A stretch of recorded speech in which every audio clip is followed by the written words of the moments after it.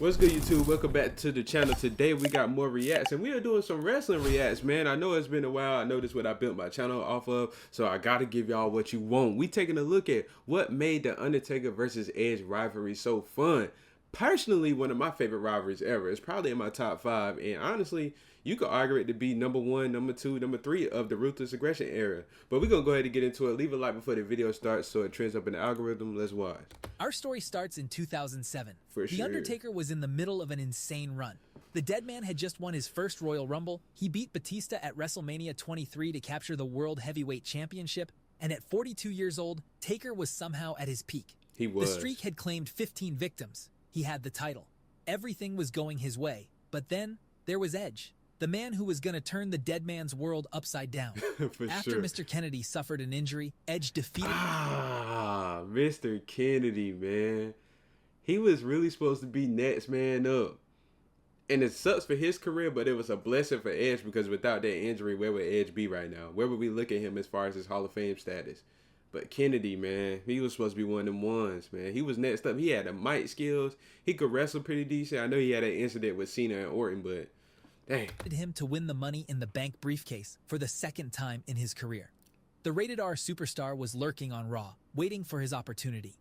Meanwhile on SmackDown, Taker and Batista were tearing each other apart. They had a last man standing match at Backlash that ended in a draw. Then they fought again on SmackDown in a steel cage match. Another draw. Both guys hit the floor at the same time. Taker retained the title. But after that match, everything changed. Mark Henry came out of nowhere and destroyed an exhausted Undertaker. Oof. Taker was barely able to stand up, and that's when Edge saw his chance. The ultimate opportunist was about to commit the ultimate sin, and it would lead to one of the most entertaining feuds in WWE history. Yes.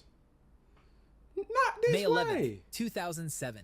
SmackDown. Edge ran down to the ring with that briefcase and cashed in on an already destroyed Undertaker. Taker tried to fight back, but 2 spears later, we had a new World Heavyweight Champion. Edge had committed the ultimate robbery. Whew, where do y'all rate it as far as cash-ins, man? To me, it's at least top 3. It's probably personally my favorite. I like Dolph Ziggler's. I like Seth Rollins at WrestleMania 31. Seth Rollins probably has my favorite one at WrestleMania 31, but Edge is definitely in my top 3 for this right here. It stole the title from Taker when the Dead Man couldn't even stand up straight. Following the vicious assault from Henry and Edge's cash-in, Taker was on the shelf for months nursing his injuries. Edge had the SmackDown throne all to himself, or so he thought. Batista challenged Edge for the big gold, but Edge would always use his slimy tactics to escape the wrath of the animal. He beat Batista at Judgment Day, then again at One Night Stand in a steel cage, and then at Vengeance in a last chance match. That last loss meant Batista couldn't challenge for the title anymore as long as Edge was champion. Edge was on top of the world. Ooh, that pissed but me then off as a kid karma so bad. happened. July 20th, 2007. Just 2 months after winning the world title, Edge tore his left pectoral muscle. He had to give up the title, and just like that, his reign was over. The Great Khali won a battle royal to become the new champion. Taker was still out with his own injury during all this. So for a few months, both guys were on the shelf. Khali held the title until Unforgiven in September, when Batista finally won it back in a triple threat. Coincidentally, Taker returned at that same show and got his revenge against Mark Henry. The Dead Man wanted his title back. But first, he had to deal with Batista again. Sure. They fought at Cyber Sunday, where Batista retained the gold with Stone Cold as referee. Then came Survivor Series, the finale of Taker and Batista's feud. The 2 powerhouses were set to collide inside Hell in a Cell to determine SmackDown's true final boss. But the rated R superstar would once again spoil the party. Edge was so slimy. November 18th, 2007, Survivor Series in Miami. Taker and Batista were battling inside Hell in a Cell, pushing each other to the limit. Both guys were exhausted. Taker hit a tombstone on the steel steps and had the match won. But then a cameraman pulled the referee out of the ring. It was Edge. He entered the ring with a camera and blasted Taker in the head with it. Then he grabbed a chair and destroyed Taker before dragging Batista's body on top of Taker and costing the Dead. We don't give Edge enough credit for just how slimy and how creative he was, man. I remember watching it as a kid, and I'm like, why would the cameraman, and then he pulls the camera away from his face and this Edge, like, that's still, again, Edge has some of my most favorite moments in WWE history. That's one of my favorite random pop-ups. Everybody now, they do the same black hoodie gimmick, lift it up. It's probably somebody Samoan, but everybody come back in a black hoodie now. Edge, man, he was slimy, bro. Man, the match. But that wasn't even the craziest part. The next week on SmackDown, Edge was supposed to get punished by General Manager Vicky Guerrero. Instead, she made out with him. Edge and Vicky were officially together, and this would take the story to the next level. A week later, Taker tried to get his revenge by interfering in Edge's title match against Batista. Taker even tombstoned Vicky and put her in a wheelchair. The story was getting heated, and there was only one way to settle it. Teddy Long made a triple threat match for Armageddon, Edge versus Taker versus Batista for the world title. It looked like Edge was finally about to get his comeuppance. But then, the rated R superstar finessed the system once again. Edge pulled off this wild trick where he went under the ring and two fake Edges came out. They were called the Major Brothers, but they looked just like him. Oh, it was the Edge heads. And Edge took advantage of the situation to win the World Heavyweight Championship for the second time. The Dead Man didn't get his rematch. Instead, he had to earn it. Taker entered the Rumble at number 1 and lasted almost the whole match before getting eliminated. But that wasn't enough to keep the Phenom down.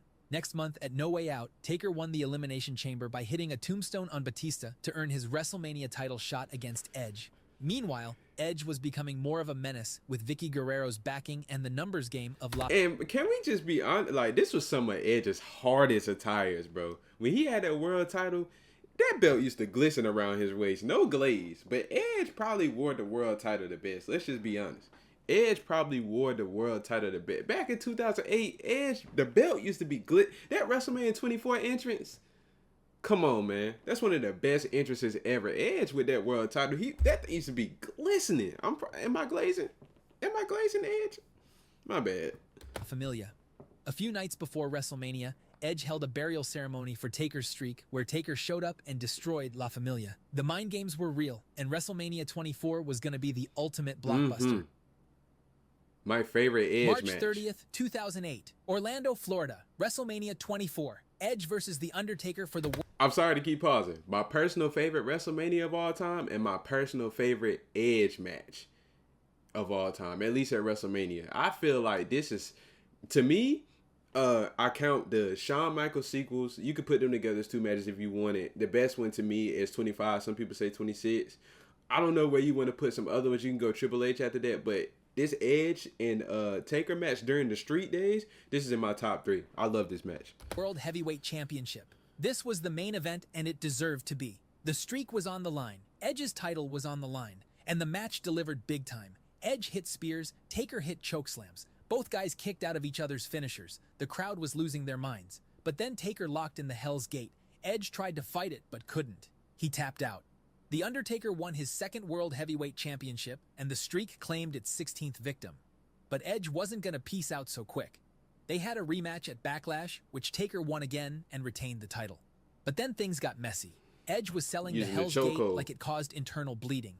Vicky Guerrero banned the move for being too dangerous and then stripped Taker of the world title. This was the perfect display of what made the Edge-Vicky alliance so despicable. When they couldn't win fair, they'd always abuse the system to get their way. But if Edge and Vicky were hated then, what they did next would make them absolutely unsufferable. This is when they got married. The world title was now vacant. Vicky made a battle royal to determine who'd face Taker for the vacant championship at Judgment Day. Batista won the match, but then Vicky announced Edge was medically cleared to compete, and the ultimate opportunist struck once again.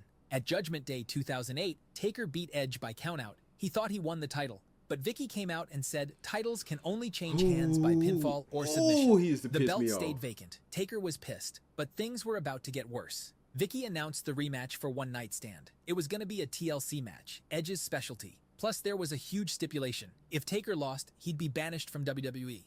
2 nights before the show, Taker sent Edge a message. He destroyed La Familia and threw Curt Hawkins through tables. The Dead Man was ready for war, but at One Night Stand, the numbers game was too much. La Familia interfered and stopped Taker every time he was about to win the match. The Dead Man somehow managed to fight off the Ops, and it looked like he was about to grab the title. But then, Edge pushed Taker off a ladder through 2 tables and broke everyone's heart. The Rated R superstar won his 3rd World Heavyweight Championship, and The Undertaker was banished from WWE.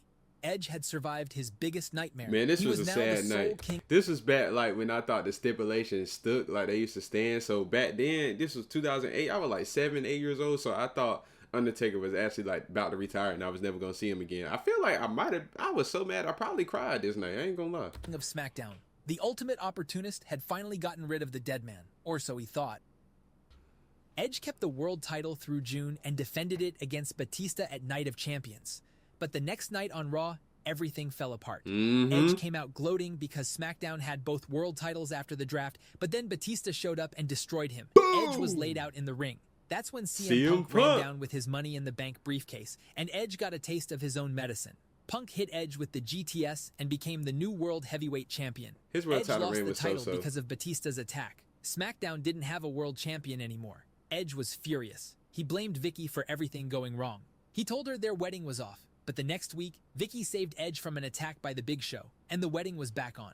During the wedding reception on SmackDown on July 18th, everything seemed perfect and obnoxious. That boy Triple H. But then, Triple H came out. He played a video on the big screen showing Edge Lip cheating locking on with Vicky with Alicia the wedding Fox. planner. Edge was exposed. Vicky. If you didn't know, that's Alicia Fox. But a lot of y'all, dang, some of y'all that are newer wrestling fans, y'all don't even know about Alicia Fox. Well, she was in that era before the women were taken serious, back when they were still called divas. Was screaming. The wedding was off, but this was just the beginning of Edge's downfall. At the Great American Bash, Edge failed to defeat Triple H for the WWE Championship. Then, on July 25th, Vicky dropped a bombshell. She told Edge she reinstated The Undertaker. Vicky said Edge was facing Taker at SummerSlam, and it would be inside Hell in a Cell, the Devil's Playground. Edge was terrified, but this would show us a side of the rated R superstar we hadn't seen in ages. During the build to his SummerSlam match against Taker, Edge transformed into a madman.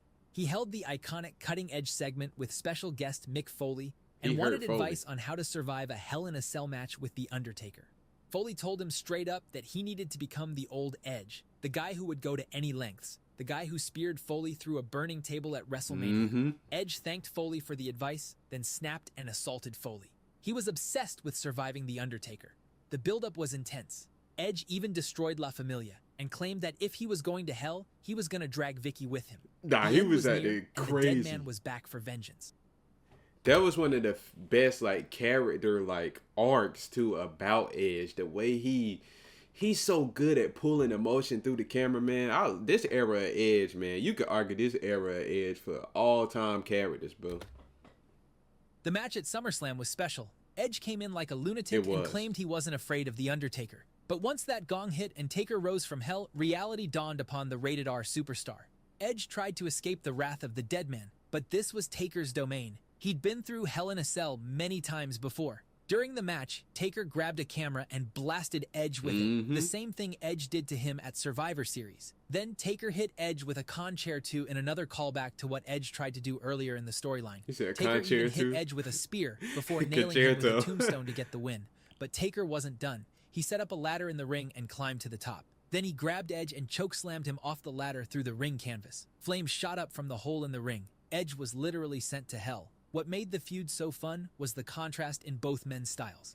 Edge was the sly, cunning opportunist, while Taker was the force of justice, hell-bent on revenge. The story had a cash-in, returns, iconic matches, and entertaining segments that made fans tune in every week to see the dead man finally make Edge pay for his sins. This was peak ruthless aggression era, and it was magical. It was, man. It really was. That's why I love the RA era so much, and that is one of my favorite feuds. I told y'all it's top 3 of my favorite feuds. That SummerSlam match and that WrestleMania match in my all-time favorites. I still think that WrestleMania 24 match is the best match they've ever had against each other. But it was just such a fun time back then, man. And, you know, I always like to look back at the wrestling I grew up on. Those are one of the rivalries that make me really appreciate the era of wrestling I grew up in.